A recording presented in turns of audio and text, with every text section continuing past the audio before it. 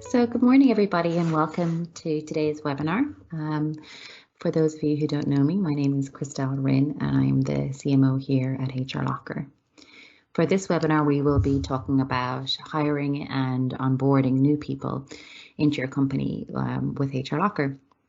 And a lot of the, I suppose the main reason that we chose this topic to talk about this month was we've had a number of clients come to us discussing, I suppose, the need to still recruit, but in a remote environment, and how we can help companies do that, and how we can help you facilitate your hiring through a remote, while you're still remote. And either way, while it's if you're remote as well as if you're in the office, and a lot of the time, even just one person may be remote, or there could be one person in the office. Either way, and we'll discuss, I suppose, how you can work together and to make sure that nothing is kind of missed and that communication lines are still open.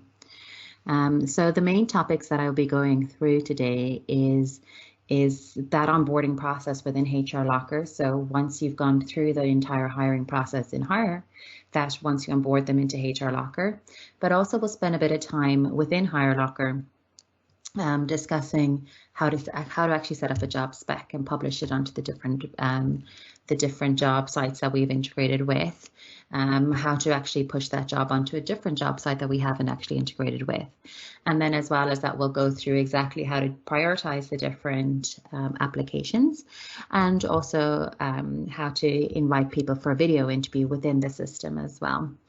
And then also go through the kind of automated messaging within the system as well to make sure it's reflecting your own hiring processes and your own hiring steps. Obviously, as usual, I have Jenny with me today, and she'll be helping me with the questions and answers. So always really happy to take any questions at the end of the webinar, and happy to answer anything that you have. And if it's something that I can't answer on the webinar, really happy to schedule a call with either myself or Sinead here in the team, or any member of the team, and we can talk about it further if it needs a bit more exploration. But as we go, if you type any questions in the questions and answers section, I'll get them at the end. So as you can see here, you'll see my screen here, and I'm on the HRLocker website. And one of the things I wanted to show you first, before we actually go into the hire section of HRLocker, is our own careers page. So our own careers page is up here. And you'll see this section over here where we have two jobs listed here. And this section here that I'm highlighting over here, that section is powered by Hire, our applicant tracking system within HRLocker. So, when you post a job in the Hire section of HRLocker, it automatically will go up into your website and all the different job boards. So you don't actually have to do that individual in each section. I'll just click into one of the jobs here. So this is the job description that we've put in here. And then you can apply through the website, okay? And we have a little kind of questions and answers form here as well to go through it. And once somebody applies through that portal, it'll automatically go into your applicant tracking system, the Hire system that we have, and it'll bring them through your own recruitment process. So that's kind of really what we're going to focus on today, is how to set up that recruitment process to make sure it reflects what you have in your company. And if you're remote or if you're in the office, how it can work for both, okay? So for those of you who are familiar with HRLocker, I'm logged in here as Adrian Burke, and I'm logged in here as the administrator. And within HRLocker, we have a couple of different users, but for me, I'm logged in as the administrator. So I'm going to go into Hire here, and it's going to open up the actual applicant tracking system that we have in HRLocker.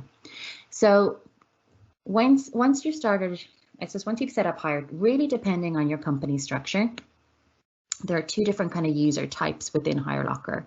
The first user type is the administrator, and that's the person who can set up all the different settings, set up all the different jobs, and really just do everything within the system, see everybody, see all the candidates, see all the hired candidates. But then if you're working on specific jobs with hiring managers, so they could be line managers or they could be heads of departments, things like that, you can set them up as a hiring manager, and they only get access to the jobs that you allow them to have access to. So say, for example, if you're hiring sales reps and you want your sales manager to be included in that process. You can assign him to the sales manager job and he can work with you on that job. Again, regardless of if you're in the same office, this gives a great tool. If you're in two separate offices or you're both working remotely, that each person can see every single thing that is done with the candidate. And I'll go through that in more detail. But that's really, I suppose, one of the huge benefits of using an applicant tracking system. So right now I'm logged in here to the Hire dashboard, and I can just really get a brief overview exactly of, which jobs I have, how many applications I have at each stage. So say for this renewal manager job, I've 4 applicants, and that means that so many people have applied for the job. I've rejected 1, and I've hired 3 people for this job. So obviously a very successful job that one was. And so you can use the dashboard really just as a quick way to access, and just to give you some quick brief overview really. One of the nice things here is you can see as well, you can track what different kind of places are really working for you. So say, for example, a lot of companies would find Twitter a really good place to post jobs and they get really good applications on that. Other people would find LinkedIn as a really good prospecting tool, and other people would find Indeed as a really good place to get applicants from. So what I would suggest with all these social media and all the different places you can is that, start with them and then really measure what works for yourselves. It's different for every industry and different for every company, but just because you've always paid for one job site, just make sure that you're utilizing every tool that's there for you, and that's the nice thing about using Hire, is that you can measure what's working and where you're actually hiring people from. So I suppose the first place that we'll start with really is just posting a job. Okay, and so here on the black ribbon here, I'll just explain what each of the different tabs are for. So the first tab here is the candidates. So this will be a list of your database of candidates. So it's every single person who's ever applied for a job with you. They all come into the system. So it's kind of your pool of candidates. The job section here is all the jobs that you have. So that you'll get a list here of ones that are currently published, ones that you've created but you haven't actually published them, or ones that you've closed as well. So if we look here, I suppose we'll look here at the digital marketing role here. I'm just going to click into it there, and I'm just going to edit the job. So you'll just see exactly what the look and feel of it is. So here I'm in the middle of posting a job, okay?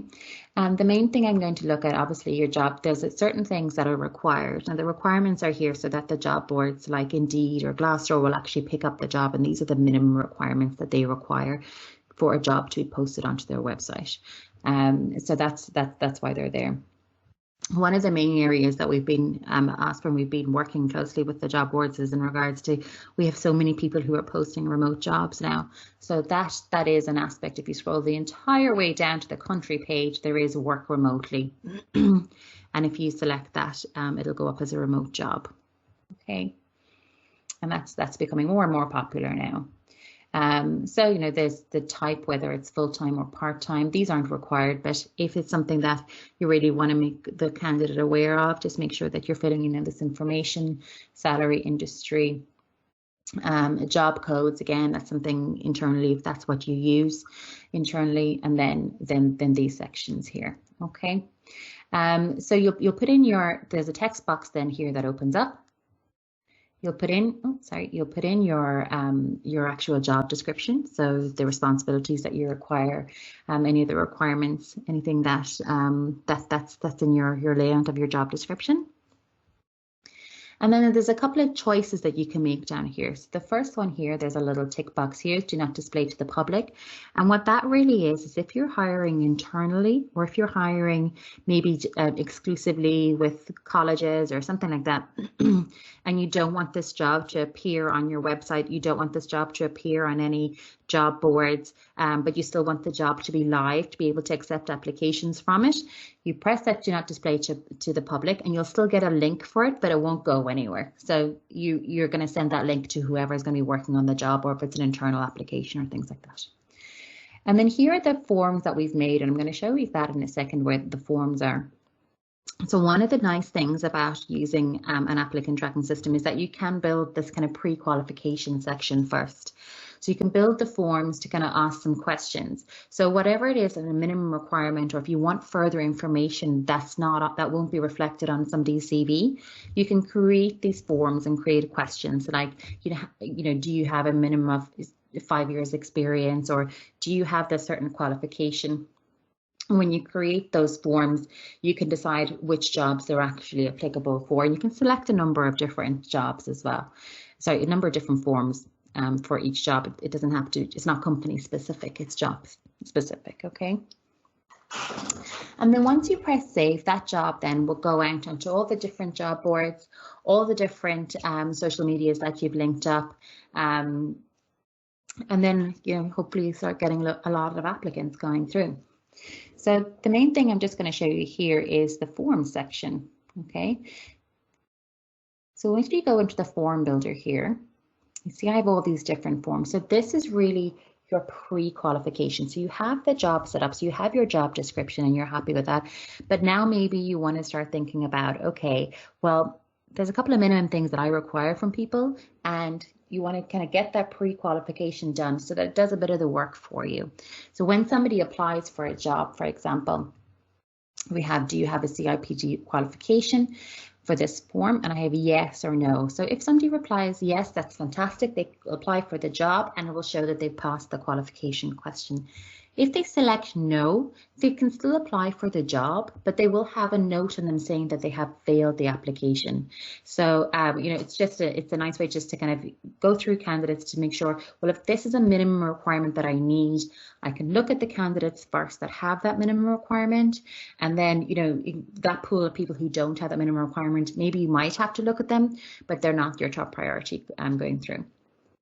And then the really nice thing about this is that anybody who applies for that job that we've just published, so they'll go through that form first, and they'll go down the route of either being qualified or unqualified, but they'll also go through your hiring process.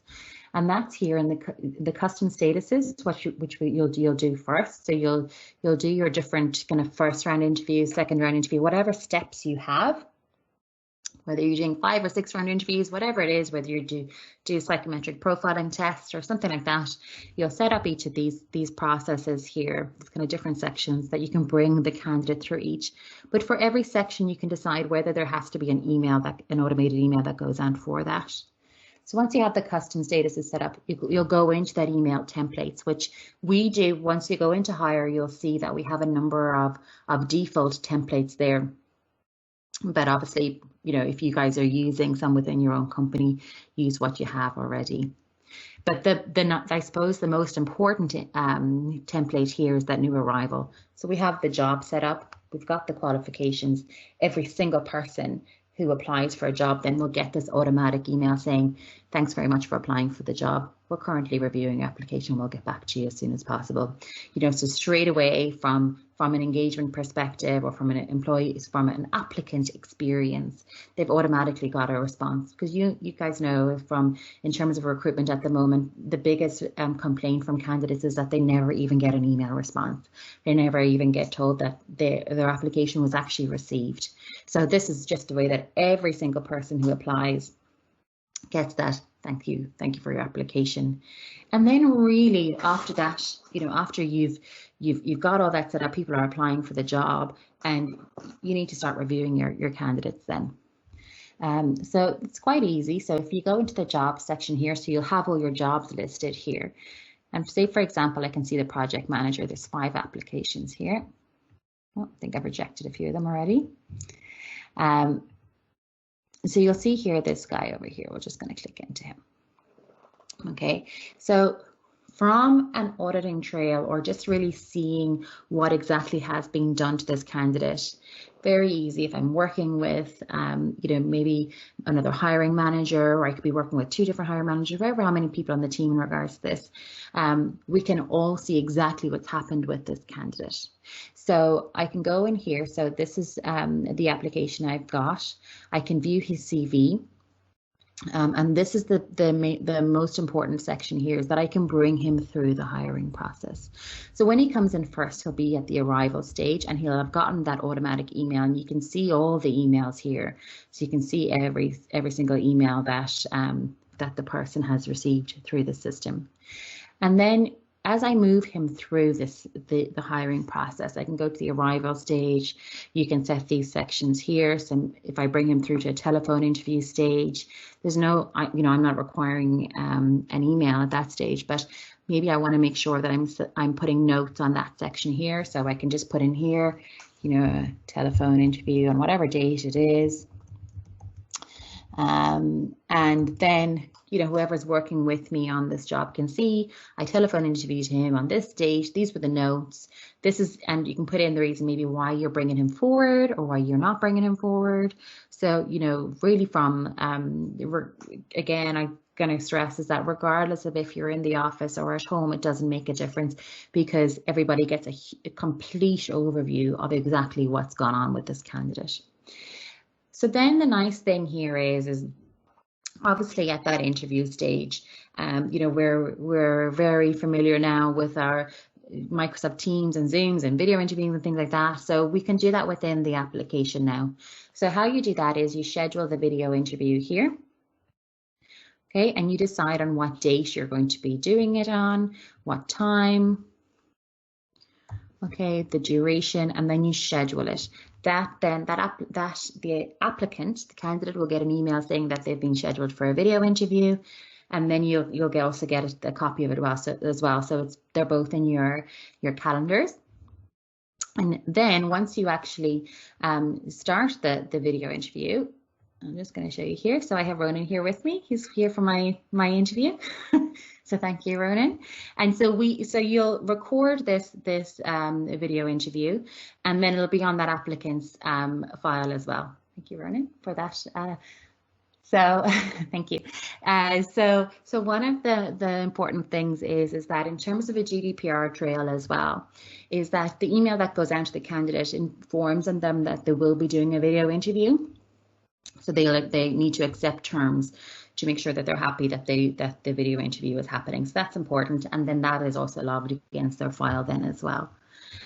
So once you have kind of all that done, and you've brought them through the video interview stage, and now you've gone through, you've reference checked them, and each of these sections here, you can have different email templates for each section that'll go up, and then hopefully, once you go through that whole stage, you get to that you actually are going to you're going to hire them. Okay, but a couple of steps before we get to the hired process is I'm just going to say how we do it internally here, which I think is I often get asked this, is that so obviously we have a database there of candidates, and I suppose once you have so many candidates, you do want to be able to kind of categorize each one to make sure that you're not letting any real good candidates away, I suppose. So one of the things that we use here is there is a star rating here. So the kind of 4-star candidate or 5-star candidate. So once you're screening people, if you use the star rating just to go through, okay, so the candidates who you will be calling back for interview, or calling back for telephone interview, things like that before you've so whilst you're screening. The other thing here that we use here internally as well is the adding tags section as well. So say for example, you need to know some information really quickly about somebody. This is a really good spot to do that. So say, if you go back to that example of hiring the sales reps. So add a brief overview. What information do I want to know from this person without having to go looking into their CV? So I've looked at their CV, and maybe this person has SaaS experience. Would it help if I could spell experience? 5 years. So you can add all these tags. So then I can see when I'm looking at this person, who the candidate was, they rated as a 4-star candidate. These are the tags, so a real quick brief overview. I can even put in maybe if they're looking for remote work or based in the UK whatever it is that you want to see it from brief overview. So when you're looking at these candidates, really easy way just to have a quick see and say, yes, these are the people that I want to see. Okay. And then also the person that you're working with as well, if you're working as part of a team, real nice way for them to have an overview of exactly what information you're gathering against this person as well. So you bring them through this process here. I'm just going to save that there. And then what I think is kind of the nicest part of this is you've brought them through this huge process of, it's all been automated so far. So they've applied through the job through either the website or Indeed or Glassdoor or whatever it is. They've come through the hiring process. They've got lovely automated emails throughout. You've done your video interview online. And then I suppose the important thing is you kind of don't want the automation to stop there. Let's bring them into HRLocker and onboard them and bring them through that onboarding process as well. And that's where over here, you're going to bring them into hired. This little pop-up screen comes up. A couple of decisions you need to make here. And there's about a minute set up on HRLocker, and I'll show you that in a second, is once we press add, this person is going to come into HRLocker and the little file is going to be set up on them in HRLocker. Now, the key thing is that within HRLocker, they're going to go into this office, this onboarding office, okay? And once they come into that onboarding office, they live in this little bubble. So they're not, seeing the rest of the people in the company. They're living in this onboarding office where they have to go through a couple of processes, which is nice. So what's important is that, if you know the bare information at this stage, so let's say this person's getting 25 days holidays or something like that, the start date that they have. Start date's important because it'll prorata their holidays when you're bringing them into HRLocker. So say, for example, this person gets 25 days for 12 months from January to December or whatever it is your start date is for your annual leave. If he's starting in June, for example, the system will make that calculation and say, well, actually, he's only entitled to 12.5 days or whatever it is. Okay. And then the decision that you can make here is whether you want to invite them into the system now. This is very individual to companies. So there's a couple of benefits to inviting them into the system now. So if you invite them into the system now, the email is probably going to go to their Gmail account or Hotmail, whatever it is they're using. And they might not be starting for another 2 or 3 weeks or whatever it is that when they'll be starting. But if you invite them into the system now, into HRLocker, they'll get that invite into HRLocker. There's a couple of steps that you can have set up for them already. I'll just show you that here. So if I go to HRLocker here. So the couple of steps that you can have set up is in the HR Docs section here. So these are all the digital documents that they can sign. So you could have your handbook set up here, any policies and procedures, anything that you require them to sign before they come in. You can have these documents set up waiting for the person to just digitally sign. So any health and safety statements or anything like that. So they can go through your behaviors or anything like that. They can go through all these steps here and sign them kind of remotely before whether they're coming into the office or not. A nice way to get all these documents signed. And then the other nice thing that you can have set up as well before they actually come into the office then is the CPD section here as well, which is the training record. So if there is specific training that you maybe require them to do before they start, so say, for example, if there's security training or health and safety training or GDPR training or anything like that, you can get them to start doing it now. You can show them where the files are to do that. You can kind of bring them through an induction process there. And then, as well as that, they can register anything that they have. So, do you need copies of first aid certs or degrees or anything like that? You can get them to upload all that information here as well. And then the final part, which again, important, you're having this conversation with your new employee to make sure that they understand what they need to do. But the nice bit here as well is that they can go in and they can fill out some of their personal details as well. So if I go in here to Alan, for example, this personal tab here. So this is obviously the only tab within their kind of HR folder that the employee is able to fill out, but they can fill out, their address, their bank account information to get payroll ready, and their emergency contacts as well. So they can have all that done, all that ready before they start work. Now, those are your two choices. You can either get them to do that before they start work, or you can wait until their first day of work. So you just don't tick that little send invite email now. You can wait till they actually start, and then you send the invite email on the day they start, and the same process applies. They'll go through all those things that you have assigned to them. So the nice thing as well, just while I'm on the topic of the CPD and the HR docs section here, is when you're actually putting up the HR docs, there could be some standard, like your handbook or health and safety policy, any kind of policies and procedures that are just universal. They apply to everybody in the company. You don't need to assign that to every single person every time. When you're actually assigning that document, you can just publish it to all offices or all departments, and that means that anytime you hire somebody, it doesn't matter that you have you don't have to, anytime you hire somebody, those documents will just automatically be published to that person. You don't have to go and do it again for each person. So it's just a nice way just to really smooth out that induction process as well. And also just gives a nice way just to introduce the employee to all their policies and procedures, and rather than having their first day at work that you're giving them this big folder full of stuff that they have to go through, it's just a nice way to introduce it to them. So I mean, if we go back to HRLocker here, the very last bit that I'm going to go through is that obviously we've gone through the sections of, it's all worked. It's you've hired people, and you've put up the jobs on your own. You publish them through your own website. You publish through Indeed yourself, and it's all worked great. But sometimes we do need to get a little bit of help in regards to the hiring process, and the referral section here is a nice way to get that. So the referral section here can be used in two different ways. One, it can be used to manage the recruiters that you're currently using, and two, a really nice way to manage that internal referral program if you have one within your company.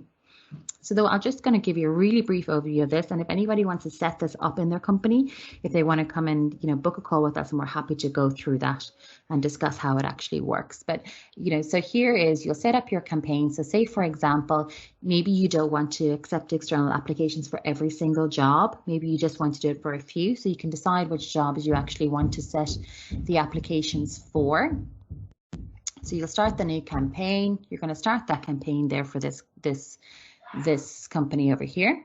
Okay, so there's a reward for hire, reward for interview. So obviously if it's a recruitment company that you're working for, the reward for hire will be terms and conditions apply, or whatever it is in terms of their own terms. And then but if it's kind of an internal application, it is whatever your own referral in-house could be, whether it's a €50 voucher or a day off, whatever it is, you put that there for your own referrals as well. You put in all your contacts here then in regards to who you actually want to who you want to call on, I suppose, for this job. So say if you're using recruiters, you can limit it. I'm just going to show you this person here actually. Edit. If you can limit the campaigns that they actually see. So say if it's a recruiter that you maybe only works with you on like finance jobs or tech jobs, whatever it is, you can limit the campaigns that they work with, and you can select which actual campaigns you want them to see. Or if it's just somebody within your own company, and you're happy for them, you're happy to take referrals from anybody in the company, you don't have to limit the campaign. It can be for everybody. Okay. So then what the individual sees, the individual gets their own username and password, which is completely unique to themselves, and they live in a completely different section. So they live in this section here called the My Referrals section. Okay, and they'll see all the different jobs here that are listed, and they're able to post these jobs onto their LinkedIn or Facebook or Twitter. They're able to upload candidates as well. So in terms of recruiters, they can upload their candidates here, and then you will see an overview, I suppose, of who referred who, where they came from, where they are in the hiring process. And the individual who's referring, they can never see, that John has gotten to the interview process or anything like that, but they can see, I suppose, a good overview of, so they referred to people and two got hired, so they have a good overview as well. So that's really it, guys. I'm happy to go over to any questions and answers that people have at this stage. We'll just go into the questions and answers section here. So can you change the email template for each job? So For the arrival template, I'm just going to go back to HRLocker here just 1 second, back to admin. So what I would say to you with that is you can create different emails for each status.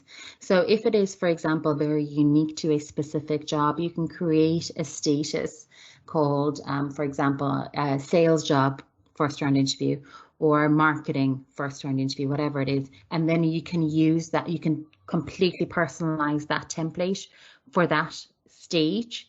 And then when you're bringing somebody through to the stage, you'll select that section there to say, yes, that's where they're going. They're going in, that's the email they're getting. They're getting a specific email about sales or a specific email about marketing. So the next question there, sorry, is after this person starts, can we then change their email address to the company one we allocate? So yes, you can, and that's very easy to do. So I'll just bring you here. We'll go back to HRLocker here. So you can change the person's email at any time. So if you go to the directory here, you'll see, so let's say we've invited Alan in and he's Alan at Gmail or whatever it is, but now he's started and we're going to change him to Alan at HRLocker.com. Okay, so you'll just press save, and if maybe they don't have their password, they didn't get it, you just press the re-invite button here and they'll get another email out to their whatever their company email address is. One of the biggest questions that we get a lot of the time is you know, in regards to if somebody starts and you their email hasn't been set up in your IT department yet, they will get the email will bounce. So once the email bounces, they'll be cut out. We need to reactivate them at this side first. So if you just 1 second. So that's the joys of remote working at the moment. so they will get that. You'll just need to contact us and we'll reactivate the email for them, but just make sure that it's actually been set up originally. Okay, so we have another question here. Can you post the job on LinkedIn as well as the job board? So yes, you can. So if I go to the HRLocker section here, in the settings, we have social media over here, and you can connect your Twitter and your LinkedIn, and then these are all the job boards here as well. So you can post it onto all of them. Okay. So I think that's all the questions at the moment. So look, if anybody has any other issues, if anybody wants to get in contact with in regards to how to set up hire within your own company, or for just kind of any questions if you're currently using hire, please get in contact with either myself or Sinead or anybody here on the team. We'll be happy to go through anything. And as always, we'll send on a copy of the webinar to you, and hope you found it useful. So take care, everybody.